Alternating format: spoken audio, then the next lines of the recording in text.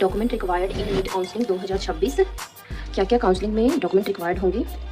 सबसे पहला 10th and 12th के मार्क्स चाहिए होंगे या फिर पासिंग सर्टिफिकेट। दूसरा है 10 पासपोर्ट साइज फ़ोटो चाहिए होगा, जो आपने नीट के एडमिट कार्ड पे लगाया था वही same. And valid photo ID proof. Valid photo ID proof में आपका हो जाएगा आधार कार्ड या फिर पैन कार्ड। थर्ड है valid photo ID proof. And fourth है कैटेगरी सर्टिफिकेट। कैटेगरी सर्टिफिकेट या फिर income certificate in some colleges.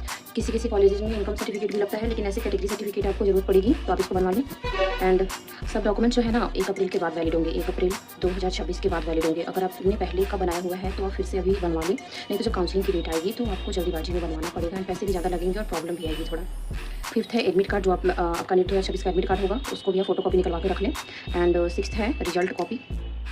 Result copy जो जैसे कि आपका जो रिजल्ट आएगा ना उसकी भी कॉपी ज़रूरत पड़ेगी, तो पीडीएफ भी और फोटो कॉपी भी दोनों रख लें।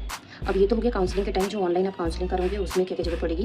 एंड जब आप एडमिशन के टाइम कॉलेज में जाओगे, काउंसलिंग के बाद जब आपका कॉलेज अलॉट हो जाएगा तब क्या क्या जरूरत पड़ेगा कॉलेज में जाने के टाइम। टीसी, जो कि ट्रांसफर सर्टिफिकेट बोलते हैं उसको, या फिर स्कूल लिविंग सर्टिफिकेट या फिर माइग्रेशन सर्टिफिकेट, सब सेम है, ये आपको स्कूल से मिलता है।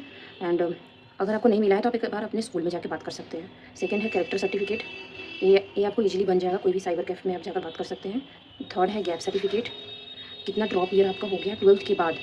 अगर आपका 12th में लेट हुआ है, जैसे कि 10th के बाद आपका 12th में 1 ईयर और लेट होगा, तो नहीं, 12th के बाद कितने ड्रॉप लिए हैं आपने उसका सर्टिफिकेट चाहिए होगा। डोमिसाइल सर्टिफिकेट चाहिए।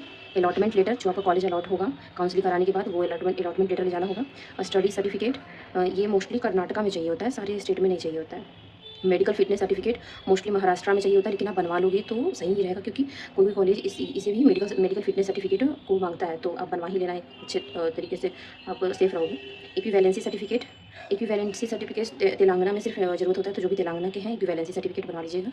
तो ये सारे डॉक्यूमेंट्स हैं जो आपको ज़रूरत पड़ेगी नीट काउंसलिंग के टाइम। तो आपका मार्क्स, अगर आपको लग रहा है कि हाँ इस बार मैं काउंसलिंग में पार्टिसिपेट करूँगा, तो आप ये सारे डॉक्यूमेंट्स अभी से ही रेडी करना शुरू कर दें।